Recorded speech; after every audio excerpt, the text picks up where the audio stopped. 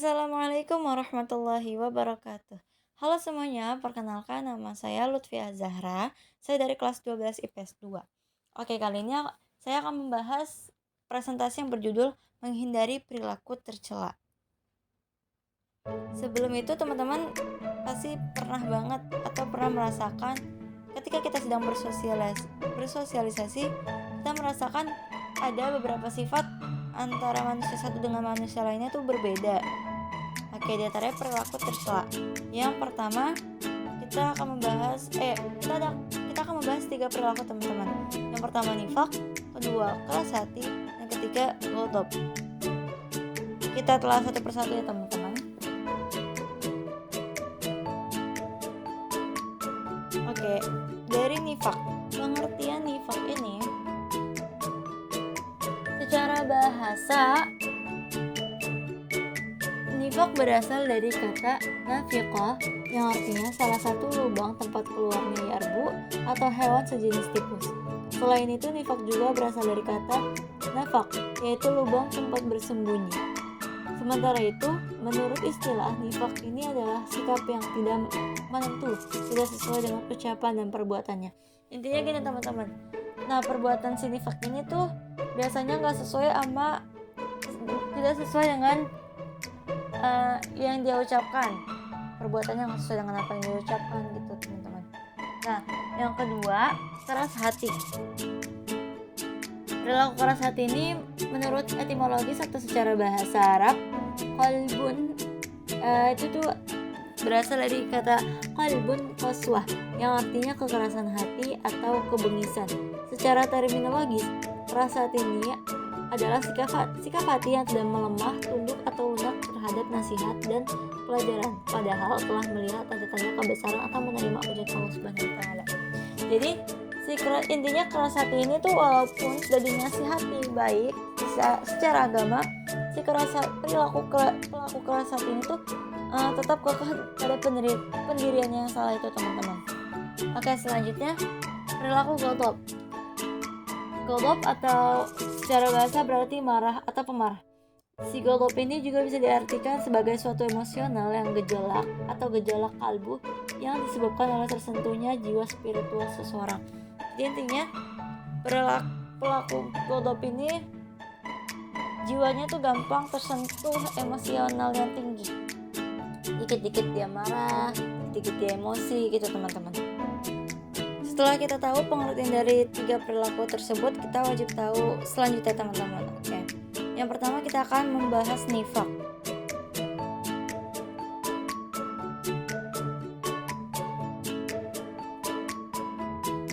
Terdapat macam-macam pelaku atau perilaku nifak. Di antaranya yang pertama ada nifak amali atau perbuatan. Yang kedua ada nifak i'tiqadi atau keyakinan. Di mana si nifak amali ini merupakan golongan nifak taraf kecil yang perbuatannya yang dilakukan seseorang yang merupakan perbuatan orang munafik, namun orang masih memiliki iman di dalam hatinya. Jadi maksudnya dia tetap bersifat munafik, namun dia belum bersangkutan dengan keyakinannya, belum berhubungan langsung dengan Allah, dengan Sang Penciptanya. Nah, misalnya itu nifak amali, misalnya terdapat dalam hadis riwayat Muslim yang artinya dari Abu Hurairah radhiyallahu an. Ia berkata, Rasulullah Shallallahu alaihi wasallam bersabda, ada 3 tanda orang munafik: apabila berbicara ia berbohong, apabila berjanji yang mengingkari, dan apabila dipercaya ia berkhianat. Jadi jenis amali ini tuh masih secara ruang lingkup perbuatannya aja, secara bisa dibilang antara manusia dengan manusia lainnya gitu teman-teman. Nah, yang kedua jenis nifak i'tiqadi secara keyakinan. Nah, nifak i'tiqadi ini udah tergolong taraf besar. Kenapa teman-teman? Karena nifak ini tuh sudah bersangkutan kepada Sang Penciptanya, yaitu Allah, dan sudah menggoyahkan keimanannya. Dimana jenis nifak i'tiqadi ini bisa menyebabkan seseorang keluar dari agamanya. Nah, terdapat dalam Quran surat An-Nisa ayat 145 yang artinya sesungguhnya orang-orang munafik itu ditempatkan pada tingkatan yang paling bawah dari neraka, dan kamu sekali-kali tidak akan mendapat seorang penolong pun bagi mereka. Jadi jenis nifak yang i'tiqadi ini akibatnya tuh bakal dalam Al-Quran tertera orang yang bersifat nifak i'tiqadi ini akan ditempatkan pada tingkatan yang paling bawah dari neraka. Subhanallah min dzalik. Sampai teman-teman ya. Selanjutnya tanda-tanda perilaku nifak. Nah, ciri-ciri orang munafik ini ada 3 atau 4 macam lah ya tanda-tandanya, yang bisa dibilang ini termasuk nifak amali yang tadi sudah saya bilang, sudah saya mention sebelumnya. Yang pertama, bila berkata ia berdusta, dimana si pelaku ini tuh dia menyampaikan sesuatu tidak sesuai dengan fakta kebenarannya, baik dengan ucapan maupun dengan isyarat seperti menggelengkan kepala atau mengangguk. Nah, biasanya si pelaku nifak ini dia sering berbohong teman-teman. Dalam Quran surat An-Nahl ayat 105 yang artinya sesungguhnya yang mengadakan kebohongan hanyalah orang-orang yang tidak beriman kepada ayat-ayat Allah, dan mereka itulah orang-orang yang pendusta. Jadi biasanya pelaku nifak ini tuh dia sering banget berbohong teman-teman, nggak sesuai apa yang sesuai kenyataannya yang seharusnya dia ucapkan. Kedua, bila berjanji ia mengingkari. Nah, ketika seseorang sudah berjanji maka sebaiknya tuh wajib bagi seseorang itu tuh menepati apa yang sudah ia janjikan. Dimana itu sendiri tuh janji merupakan perkataan yang menyatakan kesanggupan untuk berbuat atau melakukan sesuatu. Nah, dalam Quran surat An-Nahl ayat 91 yang artinya, dan tepatilah perjanjian dengan Allah apabila kamu berjanji, dan janganlah kamu membatalkan sumpah-sumpahmu itu sesudah meneguhkannya, sedang kamu telah menjadikan Allah sebagai saksimu terhadap sumpah-sumpah itu. Sesungguhnya Allah mengetahui apa yang kamu perbuat. Jadi misalnya kita lagi ngobrol, kita lagi punya suatu perjanjian dengan seseorang. Nah, kita tuh udah yakin dengan perjanjian itu, tapi suatu kemudian tuh suatu hari dengan sengaja kita membatalkan perjanjian itu tanpa orang itu ketahui. Padahal kan Allah sudah tahu ya teman-teman. Allah sudah tahu apa yang sudah kita janjikan, karena dalam Quran surat itu tuh dijelaskan Allah, sedang kamu telah menjadikan Allah sebagai saksimu terhadap sumpah-sumpahmu itu. Jadi tercatatlah yang orang-orang biasanya bisa dibilang yang gak tepat janji itu disebut orang-orang munafik teman-teman. Oke, yang ketiga, bila dipercaya ia mengkhianati. Dalam Quran surat An-Nisa ayat 58 yang artinya sesungguhnya Allah menyuruh kamu menyampaikan amanat kepada yang berhak menerimanya. Jadi misalnya kita diberi amanah sama seseorang, misalnya teman-teman, tolong dong sampaikan kepada si A, jangan lupa ya besok dikumpulkan suratnya. Ternyata kita tidak menepatinya itu teman-teman. Ternyata itu termasuk orang-orang munafik ya guys, teman-teman. Ya, selanjutnya bila berseteru berbuat fajar. Maksudnya apa sih? Fajar atau fujur ini merupakan keluar dari kebenaran dengan sengaja sehingga kebenaran ini menjadi keburukan dan keburukan menjadi kebenaran. Nah, fajar itu dibilang dia mempertahankan pendapat dengan argumen apapun, dengan cara apapun ia memperkuatkan argumennya dia, walaupun dengan membuat dalil-dalil palsu. Nah, bisa disangkut pautin dia juga berarti dengan dia termasuk berbohong juga teman-teman. Itu termasuk tanda-tanda orang berperilaku nifak. Selanjutnya kita membahas nilai negatif perilaku nifak. Yakni diantaranya ada 1, berbohong. Si perilaku munafik atau orang munafik ini tuh perilaku nifak dia sering banget berbohong pada saat mengatakan sesuatu. Sesuai tanda-tanda yang tadi ya, guys, teman-teman. Dalam Quran surat Al-Munafiqun dia dijelaskan yang artinya apabila orang-orang munafik datang kepadamu mereka berkata, kami mengakui bahwa sesungguhnya kamu benar-benar Rasulullah dan Allah mengetahui bahwa sesungguhnya kamu benar-benar Rasulnya dan Allah mengetahui bahwa sesungguhnya orang-orang munafik itu benar-benar orang pendusta. Kedua, nilai malas beribadah, dimana si pelaku nifak ini dia sholat nih teman-teman, tapi dia masih tetap dengan rasa malasnya karena sholat yang mereka jalankan ini tuh hanya terpaksa supaya baik di hadapan manusia. Ini tertera dalam Quran surat An-Nisa ayat 142, di mana artinya sesungguhnya orang-orang munafik itu menipu Allah dan Allah akan membalas tipuan mereka, dan apabila mereka berdiri untuk sholat mereka berdiri dengan malas. Mereka bermaksud ria dengan sholat di hadapan manusia dan tidaklah mereka menyebut Allah kecuali sedikit sekali. Nah, yang ketiga, mencela orang beriman, dimana si orang munafik ini biasanya mencela orang-orang beriman demi kepentingan pribadi dan kelompoknya mereka. Nah, biasanya mereka menganggap bahwa orang-orang beriman ini adalah orang-orang yang bodoh atau tidak berakal. Dalam Quran surat Al-Baqarah yang artinya apabila dikatakan kepada mereka, berimanlah kamu sebagaimana orang-orang yang telah beriman, mereka menjawab, akan berimankah kami sebagaimana orang-orang yang bodoh itu telah beriman? Ingatlah, sesungguhnya mereka lah orang-orang yang bodoh, tapi mereka tidak tahu. Jadi dalam Quran surat itu dia menjelaskan ada menggambarkan seseorang yang menyatakan orang beriman itu malah bodoh, teman-teman.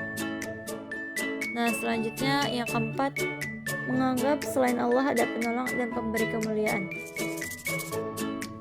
Dalam Quran surat An-Nisa yang artinya kabarkanlah kepada orang-orang munafik bahwa mereka akan mendapat siksaan yang pedih, yaitu orang-orang yang mengambil orang-orang kafir menjadi teman-teman penolong dengan meninggalkan orang-orang mukmin. Apakah mereka mencari kekuatan di sisi orang kafir itu? Maka sesungguhnya semua kekuatan kepunyaan Allah.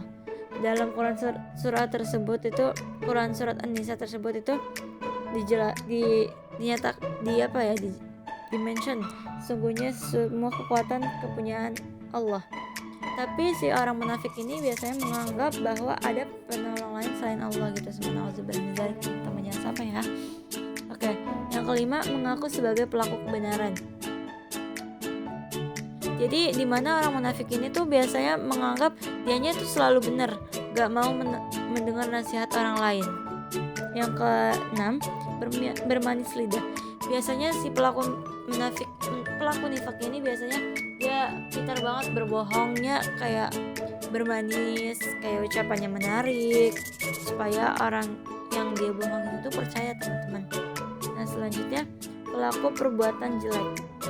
Yang maksudnya tuh pelakunya ini tuh dia mengajak orang lain untuk berbuat yang tidak baik, tidak melakukan kewajiban amar ma'ruf dan nahi mungkar, dimana dia melarang seseorang untuk berbuat baik, tapi dia mengajak seseorang untuk tidak berbuat baik, teman-teman. Setelah kita mengetahui nih teman-teman pengertiannya, tanda-tandanya, macam-macamnya, hingga nilai-nilai negatifnya, kita wajib banget tahu cara-cara menghindari perilaku nifak.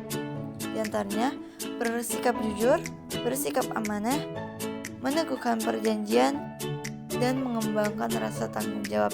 Jadi supaya kita tuh terhindar dari yang namanya pelaku atau disebut orang munafik ini tuh, kita wajib banget untuk selalu bersikap jujur, bersikap amanah, meneguhkan perjanjian, serta mengembangkan rasa tanggung jawabnya. Gitu teman-teman. Oke, teman-teman, setelah kita tahu apa itu nifak, macam-macamnya, tanda-tandanya, dan sebagainya, kita akan membahas ke selanjutnya, yaitu keras hati.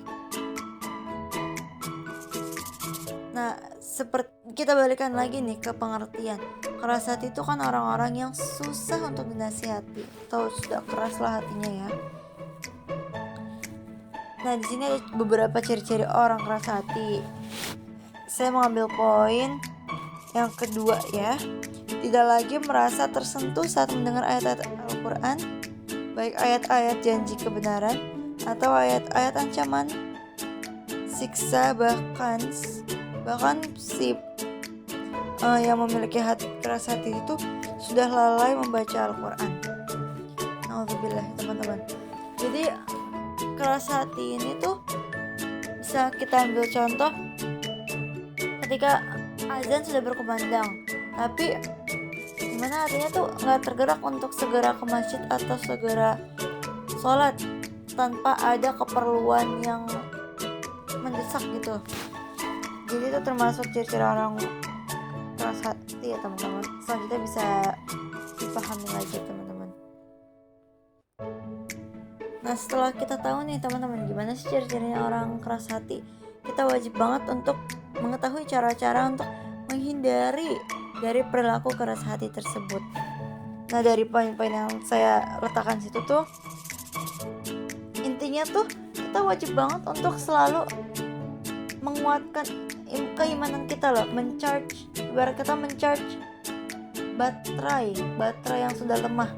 Jadi kita wajib banget mendekatkan diri kembali kepada Allah Subhanahu wa taala supaya hati kita tuh kembali terketuk mendengar nasihat-nasihat yang baik dan gak terlalu kekeh sama pendirian yang negatif. Nah teman-teman, setelah kita sudah tahu apa itu nifaq dan sebagainya dan keras hati, selanjutnya kita akan membahas tentang ghadab. Nah di sini tertera nilai negatif perilaku ghadab. Ada 2 ya. Dari perilaku ghadab ini sebagai sumber keburukan serta membahayakan kesehatan tubuh. Dimana si pelaku ghadab gimana ya istilahnya, si perilaku ghadab ini dalam sebagai sumber keburukan itu maksudnya yang pertama contohnya keputusannya dan tindakannya itu cenderung menambah masalah bukan menyelesaikan masalah.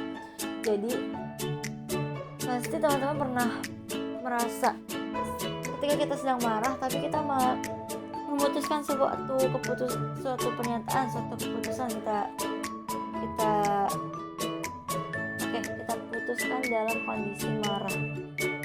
Pasti banget itu bakalan bukan menyelesaikan masalah tapi malah tambah masalah. Oke, selanjutnya pemarah menimbulkan kerusakan hubungan antara sesama manusia. Ketiga, pemarah dapat merusak keharmonisan keluarga. Yang keduanya itu maksudnya karena kita misalnya suatu hubungan kita isinya tuh marah-marah terus, pasti kayak gak damai kan teman-teman. Pasti banget kalau isinya marah-marah terus, emosional isinya itu bakalan terpecah belah teman-teman, percaya deh. Yang kedua maksudnya yang poin selanjutnya membahayakan kesehatan tubuh, antaranya efek langsung ke tubuh seperti ekspresi, sulit tidur, dan depresi. Ketika teman-teman sedang marah pasti efeknya langsung ke tubuh. Coba kalau teman-teman ingat lagi marah pasti seluruh tubuhnya lagi emosinya lagi panas, pasti langsung ke kepala teman-teman, langsung pusing. Nah itu langsung efek banget, berarti artinya itu langsung efek ke tubuh kita. Selain itu juga kalau kita terus-menerus marah pasti bakalan capek banget teman-teman, jadi letih banget rasanya.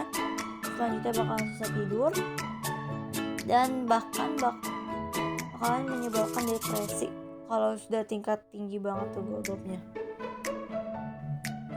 Setelah kita tahu nilai-nilai negatif dari ghadab ini, dari emosi ini tuh, kita harus tahu cara menghindarinya tuh gimana sih.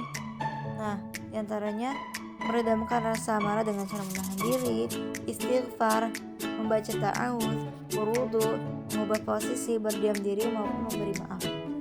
Jadi ketika kita emosi, kita tuh harus berusaha selalu ingat kepada Allah dan usaha deh coba untuk menahan diri kita supaya nggak semakin meledak. Selanjutnya beristighfar, itu insya Allah bakalan tenang banget, tapi teman-teman bakalan mereda lah emosinya. Nah selanjutnya membaca ta'awudz, karena dalam ta'awudz ini mengandung arti aku Aku berlindung kepada Allah dari godaan syaitan yang terkutuk, dimana itu tuh mengurangi atau bisa meredam emosi kita, karena kita memohon pertolongan, memohon perlindungan kepada Allah dari godaan syaitan yang membuat kita semakin emosi. Jadi dianjurkan untuk membaca ta'awudz, teman-teman. Selanjutnya dengan cara berwudu. Ketika kita emosi itu pasti lagi seluruh tubuh lagi panas istilahnya. Jadi kita wajib untuk meredamnya dengan air, karena panas api bisa teredam dengan air, teman-teman. Nah, jadi kalau kita lagi emosi, kita dianjurkan untuk wudu supaya kita nggak terlalu membara. Selanjutnya mengubah posisi. Contohnya kita emosinya lagi berdiri, teman-teman. Kita bisa mengubah posisinya menjadi duduk biar nggak terlalu emosi. Sedikit reda lah, teman-teman pasti bisa merasakannya. Selanjutnya berdiam diri.